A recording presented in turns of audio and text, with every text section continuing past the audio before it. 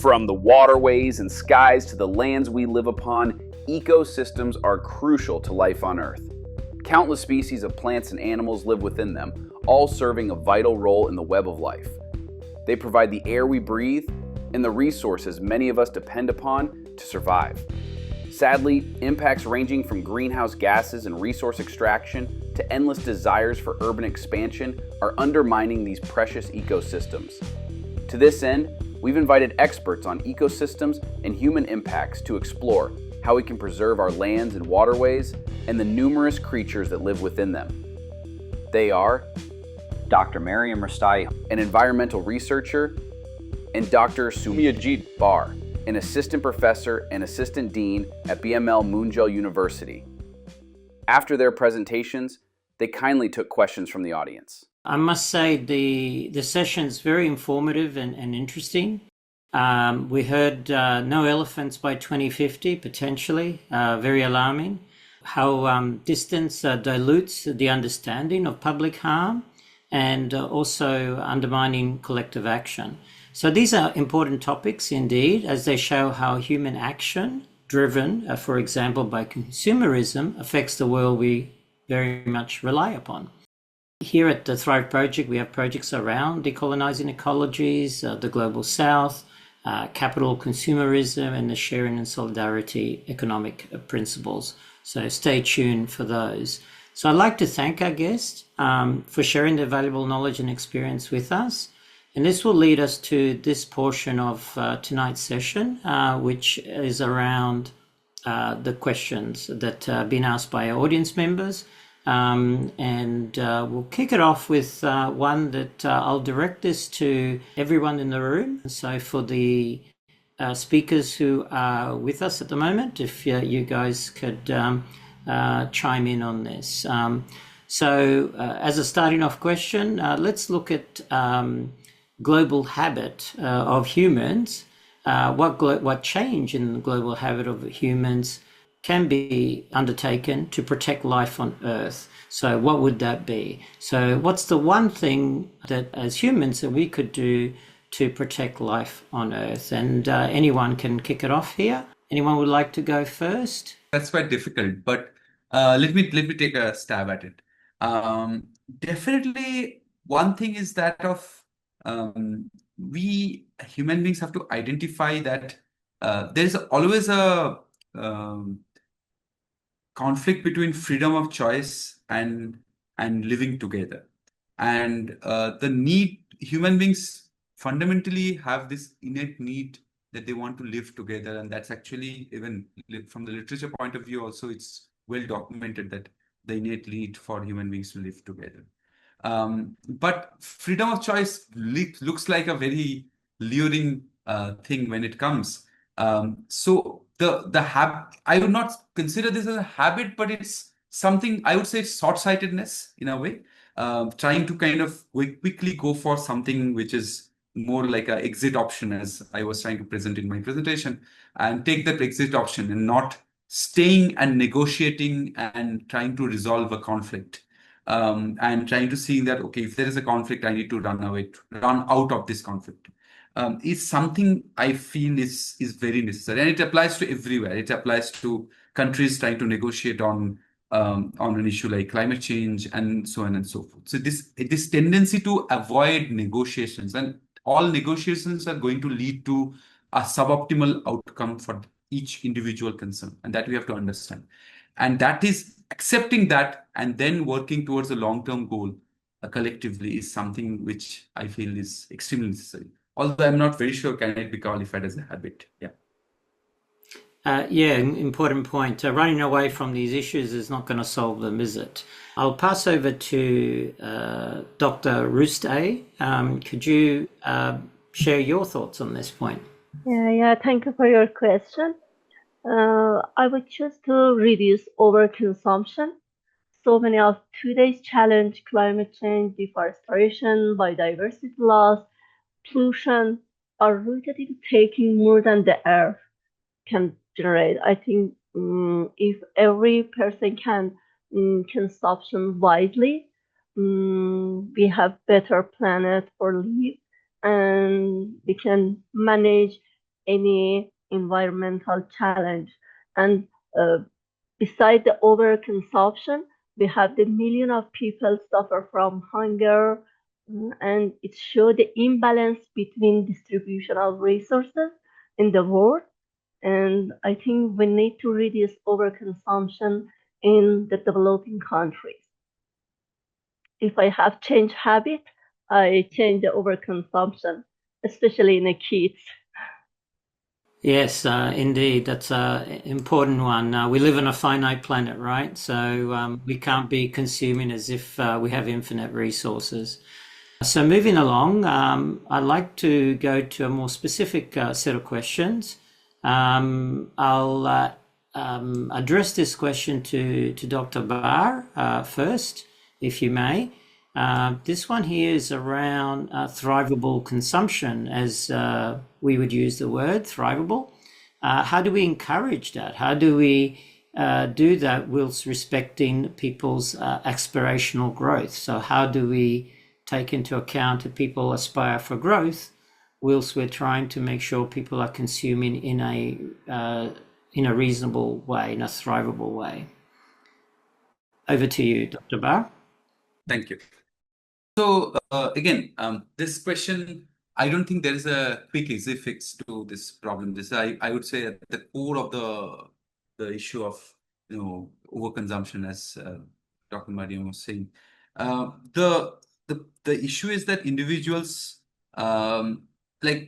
because all the consumer goods makes us more individualized because of the material and the energy and the way they are designed.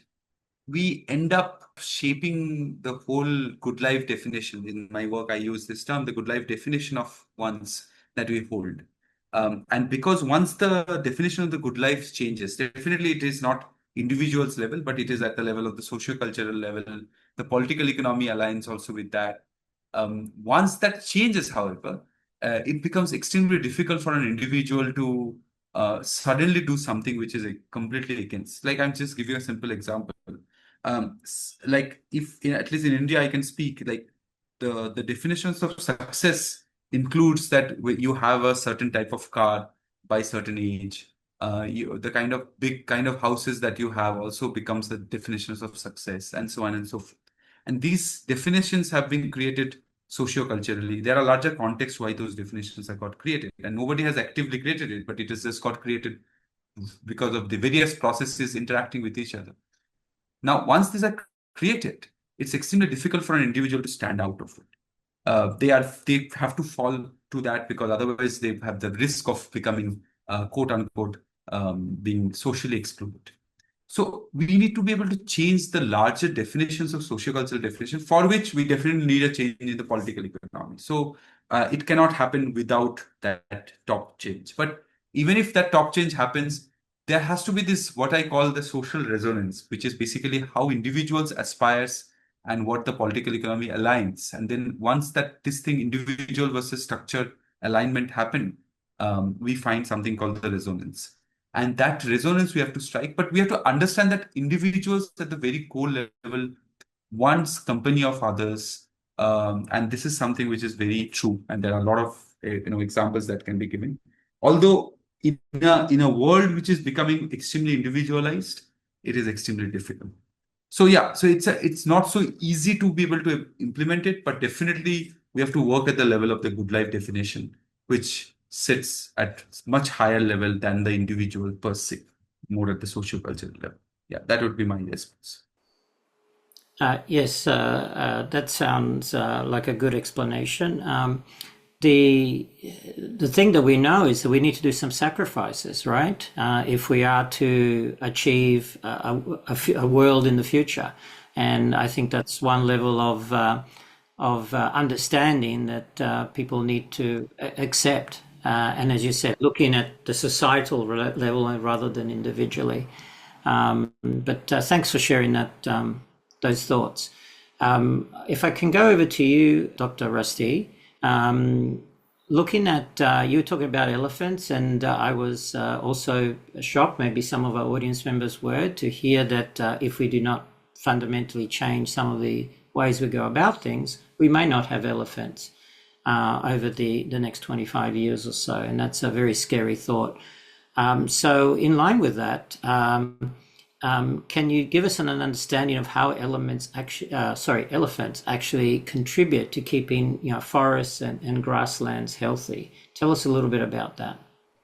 Okay, thank you for your question. Elephants play a very important role in ecosystem, in keeping ecosystem healthy. They spread seed by eating fruits and plants and then depositing the seed in other places.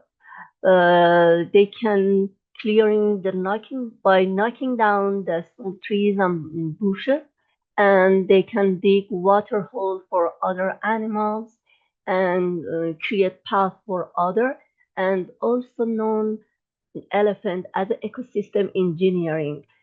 Elephant has an important role in biodiversity, and also overall they can increase balance of nature. Elephants spread many tree of fruits. They are usually eat large fruit with big seeds, like figs, jackfruit, or mangoes, and mulberries or not. And this helps new plant can grow and keep of the forest diverse. And biodiversity is important in the world as the climate change is growing. And if we can help and protect elephants, we can protect biodiversity in ecosystem and forest as well. Thanks for that, for sharing that. My understanding is that hundreds of species actually disappear day by day. They're not very well known species, which is why we don't always hear about it. But when you hear major flora and fauna groups, that the common man, as one would say, or the common person would know about disappearing, it's a very scary and very tragic situation. As we know, this is interwoven group of creatures working in connection with one another. So when one disappears, it does affect. It has a knock-on effect on others. So thanks for sharing that. If I can go back over to Dr. Bhar and talk a little bit about how social media has become a very strong medium to convey messages in today's world. So according to you, how important it has become in influencing the aspiration of consumption in communities? Yeah, so that's a very interesting question. Thanks. So social media, I would say, through our consumer goods, we are always trying to symbolically do two things. We want to stand out from those groups that we don't think are aspiration, and we want to fit in to those groups that we think are aspiration. And the same consumption practice actually is enabling us in doing the both things concurrently in a way. And what social media has done is that it has expanded this possibility of standing out and fitting in extremely large. And earlier, maybe people were comparing with households and the community or the relatives that they know or their acquaintances, but now they're comparing with each and everybody. So the complexity of consumption or the kind of the tendencies of consumption has expanded significantly. It has mostly a negative side to it because it definitely impacts psychological well-being, because individuals becomes extremely and they generate an inferiority complex in terms of they feel that they are not good enough, and they try to kind of compete with others. And especially the younger generation, I teach in a university, I know that how much they're impacted, the younger minds, how much they're impacted by social media. But one interesting thing I observed while I was doing my field work and interviewing people of high worth individuals in India, that as we see the younger generations, they are becoming more and more experience driven. What I mean by that is that they spend more of their money on going for vacations, going for bungee jumping and all those other adventure sports than maybe buying a huge house or a huge car, because they feel that through those experiences they have their social media persona, and they can communicate more with people, because social media don't not necessarily see their car and the houses so much, and they see their experiences. So that is a tangible shift that happened. Although I might not say that whether environmentally, whether going for vacations is better than buying a expensive car. One might not be able to argue that way. But definitely social media increases the propensity of consumption, propensity of people engaging into consumption, and more so it destroys well-being of individuals who are living in far off places, in remote locations which are far off from the urban centers. They get access to this whole quote unquote ways of life, urban lifestyle, which is extreme, and that actually destroys a innate natural way of life that many of these tribal communities or people who are living in the margins has maintained. And their younger generations, again, it's anthropologically documented in India. Younger generation of many of the tribal communities don't want to stay in those villages or in those communities, continue their same livelihood. They want to migrate to the city and ready to live a much compromised standard of life in a slum. But they're ready to do that, which is extremely sad to witness. All right, thanks for sharing that. Yes, so we know that some of the research has shown that although we have a very highly interconnected world due to things such as internet, social media, etc., it's very isolating for individuals, because these days individuals rely on this technology, and the social fabric of society, that social connection is no longer made in the typical sense, in the in-person sort of sense. So although we have a highly connected world, we have a very highly isolated set of individuals around the world. So it's really not working out exactly as one thought it would, this experiment of bringing in social media and so forth. And we know it has repercussions for the younger generation, particularly. There are high levels of suicide, for example, among younger folks due to social media and the likes. So yeah, thanks for sharing your thoughts on that. Again, I'll go over to Dr. Rustaee. And looking around, you mentioned ivory in relation to elephants, which of course, as we understand, many elephants are killed for it, and there are regulations around stopping that. But I wonder what's your thoughts of why ivory is still in demand today, despite all these bans, all of these campaigns. What can be done? What more can be done in regards to this? Thank you for a question. Unfortunately, ivory is still in demand today, mainly because people see it as a symbol of wealth or traditional and use that as a jewelry, decoration, or religious object. Even though there are many bans and campaigns against ivory trade, illegal poaching continue because it can make a lot of money for the people. Some people take the risk because enforcement is weak, or maybe they don't have any other way to earn a living. I think stronger laws or stricter penalties for poachers and traders are important, and also education campaign can help change cultural belief, because some people don't know about the ivory may be harmful for elephants and don't have any awareness about these products, about this object. And I think it's important we protect community, live near elephants for alternative jobs like ecotourism or maybe farming, and maybe they don't on poaching. Maybe we can help elephants with this work, and also public awareness campaign involving school, media, celebrities, and reduce demand for ivory. Maybe we can manage. Okay, thanks. And I think you covered some of this in your slides, but we got a question from the audience around what is the biggest threats to elephants in Africa versus Asia. So I guess the point of distinction between the threat to those on the African continent versus the one on the Asian continent. Yeah. Could you speak to that? About this, we have two different. The first of all is poaching. Ivory is the most important of losing African elephant. And human factor and nature factor is a difference. But in nature factor, we can mention about the EHV virus, and in human factor, we can mention about poaching ivory.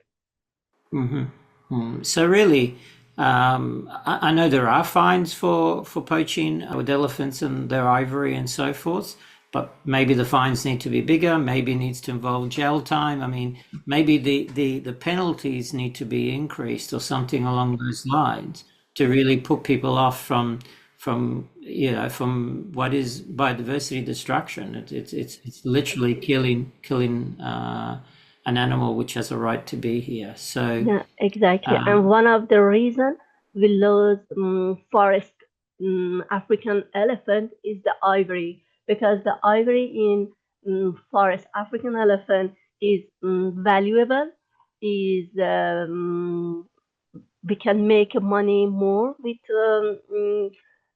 forest elephant, and we lose African forest elephant more than the other species. Unfortunately. Very interesting insights on elephants tonight, something that probably most of us take for granted but don't realize they are really at risk of going extinct, given the bad habits of humans, as we would say. Largely, I mean, there are other reasons why they may die, but largely we're to blame, as we know with many of these particular issues. Humans are to blame. I'd just like to remind everyone that there is a link that's been shared in the channel for those people who are listening in, our participants, and that's links to a survey. We encourage you to go through and complete that. It's very short, just a few questions, but it'll help us understand what you find interesting in these webinars, and indeed help us for future webinars to look at topics that are of main concern to you. So please click on that link and complete the few questions there. It'll be very helpful to us. All right, I'll go to a question for Dr. Bhar. Could you please discuss the importance of education in promoting sustainable consumption among children and youth? So this is mostly directed towards younger generation. What are the challenges going forward? If you could speak a little bit to that question. Definitely, role of education is undoubtedly is there. But one of the things that I wanted to indicate is that in environmental literature, the biggest challenge that we face is that of value action gap. So even if people know what is the right thing to do, people oftentimes fail to do that. And some of the reasons I have already discussed in the presentation itself, because it is so difficult in this kind of a globalized supply chain to be able to really do the right thing and feel that, okay, all of the people are going to do the same thing, that people oftentimes end up doing not the right thing, quote unquote, even if their environmental values says otherwise. So education definitely is an important thing to kind of build public support for various systems. But we have to understand that education alone will not be able to solve the problem, because it's not like that people don't know, therefore they don't do. There are examples of people know what is the right thing to do, but they fail to do that because of various reasons. And one of them is definitely that they feel helpless. They feel that even if they do it, others are not going to do it, and therefore they end up in not doing the right thing. So I think, yeah, so that would be my thing. But again, this is not to say that environmental education is not important. But one thing I would add just before I end is that we need to also understand that environmental values oftentimes say that it has come up in part of my research also, that people say that, okay, I would like to plant trees, and I have a lot of environmental values, and I plant trees and I take care of trees, plants in my house, and I consider myself very environmental conscious. And whereas their consumption patterns are extremely, quote unquote, not so desirable. So what I'm trying to say is that it is a very complex scenario where environmental values may not necessarily align with consumption patterns and consumption choices. And without that, it doesn't make a lot of a difference, honestly speaking, because it's important to plant trees and protect trees. There's no doubt about it. But that alone would not be enough in this day and age, especially when consumption and the globalized supply chain, the way it's consuming resources and energies, what is the real problem that we are facing at the moment. Yeah. So these are the 2 points. Yeah, thanks for that. So you also alluding there to there's a bit of a sense of apathy of I'm not going to go first. I'll wait till my neighbor does it first before I follow. And with that sort of thinking, of course, we would never achieve any change of any type in this world. So the one of the points you were making in your presentation is it needs to be at a societal level. The movement needs to be at a societal level. So we're all in this together. We're all in the same boat. And there's a big hole at the bottom of the boat, and we've got to seal it. It's not a matter of you go first, or I'll wait till he tries, or something like that. We all need to do it, and we need to do it as fast and as quickly as possible. Otherwise, we're all sinking. So that's I guess that sort of simple analogy, but that's the point. One of the points you were making with your presentation, and I think this is the sort of thing we wish to convey to those listening in and those who are really wanting to be part of the solution, as opposed to maybe just stay as we all are and just be part of the problem. So we're all part of the problem, and we need to change our ways to become part of the solution. So just transition our sort of viewpoint as how we take this into account. So thanks for those thoughts, Dr. Bhar. I'll switch back to our elephants over here, which was, as I said, an interesting take. I didn't even know everything you presented there. It was some new information for me. I think the audience would be interested to actually understand what are sort of the things that they could do, maybe small things they could do. Perhaps they're in a country where elephants is not something you just find in the street. But the question is, what could individuals around the world do to address maybe biodiversity loss in a more general sense, or destruction, biodiversity destruction in a general sense? We have some people on the line who are digital marketers and so forth who are asking the question, what's the most effective way of actually getting people to really understand that this is biodiversity loss at large is a huge issue. In fact, it's the next biggest issue after climate change. So for those listening in, everyone hears climate change, and yes, it's issue number 1, and it does affect biodiversity loss, which is issue number 2, but it's the next big challenge out there for us that we need to address. And unfortunately, the world has a lot of problems, but this is where we're at the moment. So coming back to you, maybe you could speak as on behalf of what elephants would constitute as an answer, or otherwise just talk about biodiversity loss in general, if you like. What are simple things individuals could do, powerful things to make a difference? Several small but important actions each of us can take to help protect elephants. Maybe all of us see the necklace with ivory in the market, in the shopping, and think maybe ivory have a lot for us. Is a traditional thing, not true. Just maybe treat the elephant. First of all, avoid buying ivory products because every purchase can help illegal trade. And you just thinking about the elephant when you saw a ivory jewelry or souvenir with ivory. Before that, before I read about the elephant, I love the jewelry with ivory. But after I understand maybe this treat the elephants, all the elephants, now I'm just thinking about and tell to all my friends, all kids, this Jewelry not good, maybe harm the elephant. Maybe we can use storytelling for kids about this product and awareness of the impact of buying the ivory product. As second, we can support wildlife organization by donating, volunteering, or spreading awareness about the elephant conservation. And maybe we reduce our environmental impact by conserving forest, water, and using sustainable products. It can help elephants and education, as Dr. Bahar said, is an important role in this part. And maybe we choose the ethical twist, avoid elephant ride, and some Asian elephants, especially in India, use elephant for ride as a tourism in the forest.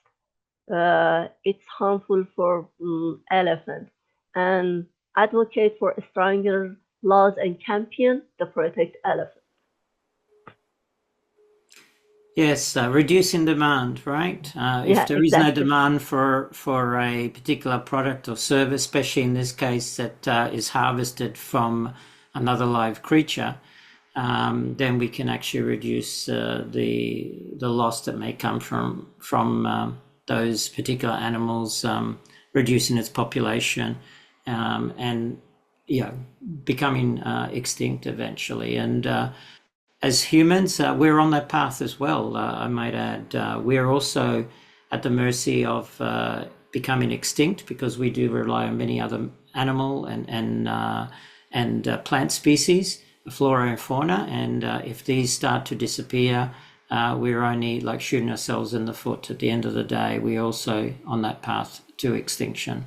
As we know, we've entered the sixth mass extinction event in this world. I'll maybe go to another question here for Dr. Bhar. I have here, what differences do you see in the consumption pattern between urban and rural populations? They're talking here especially about India. We obviously be interested in a global context as well, where internet and mobile connectivity has increased many folds in the past decade. So differences you see in consumption patterns between urban and rural population with reference to mobile and internet connectivity. What's your thoughts on that? There's definitely in urban areas the kind of dependency that one has on material and energy infrastructure is much higher than in rural areas. So there is a significant difference in terms of the dependency on transport, dependency on the kind of buildings that you are staying, like urban buildings in all over the world tend to be built for having air conditions. So one cannot stay without an air conditions in urban buildings. It's very difficult to have glass walls which traps heat. And therefore the demand for air conditions and also this urban heat island effect is very strong. It's in India also is very strong. So therefore one gets dependent on air conditions. But in the rural areas also, and that is very interesting. It's quite multi-layered, and I don't think I can generalize it. That in some rural areas, what we call in Indian context the peri-urban, which is basically kind of becoming urbanized but not fully urbanized. What one see is also people having with huge mansions and large cars, and that is something which is also becoming quite popular. Although in India, still agriculture has not, or agriculture related lifestyle livelihoods have not been that productive, so to speak, and therefore we see people want to migrate to the cities and for better lifestyle. And in India, it is observed that the service sector pays the most, especially software, and therefore everybody wants to migrate to the cities. So I think the key difference is what lies in the kind of the appliances that one uses and the kind of transport mechanism one uses and the kind of air condition or like the dependency on air condition that one sees. In terms of otherwise, definitely it's not like that rural areas people are celebrating the rural context. If that would have been the case, we could have still thought that people in the rural areas are consuming something significantly different. But they are in the rural areas because they haven't managed to migrate yet to the cities. At least that's how most of the global south we see, that everybody wants to go to the cities. The cities are seen as the center of the development and so on and so forth.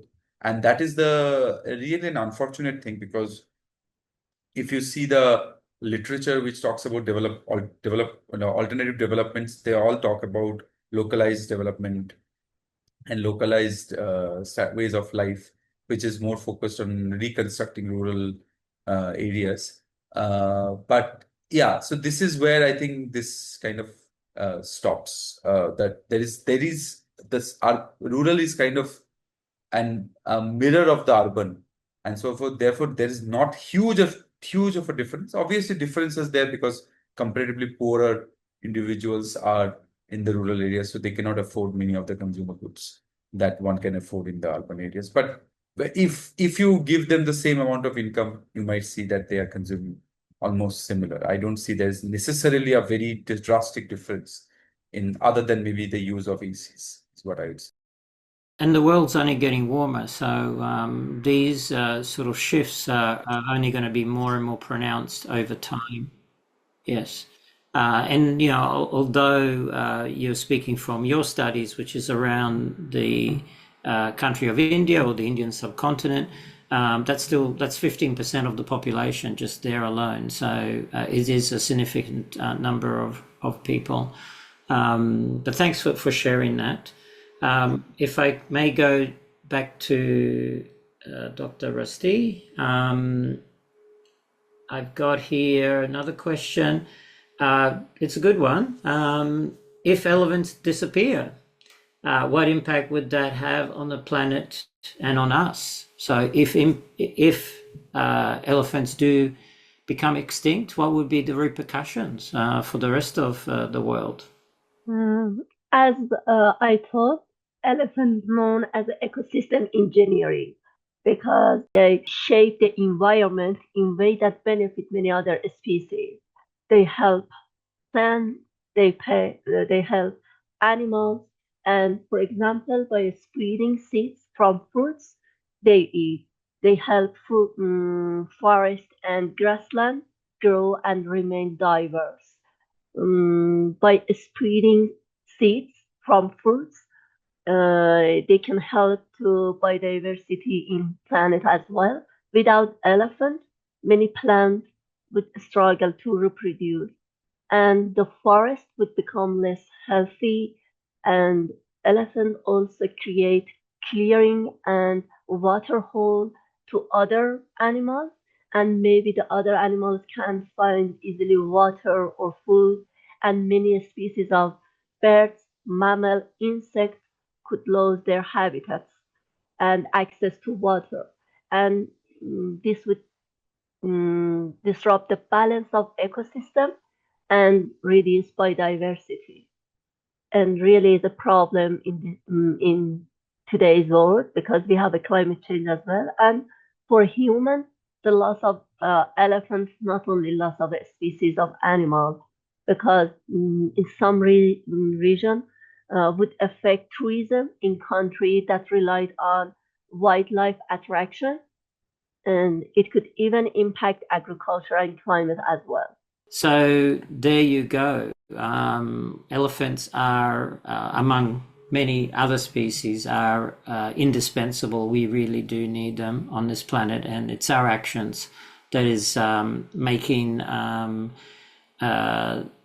the difference. It's our action that is often causing biodiversity loss. And obviously we talked specifically in this session about a particular species, a particular creature, but there are many, many others.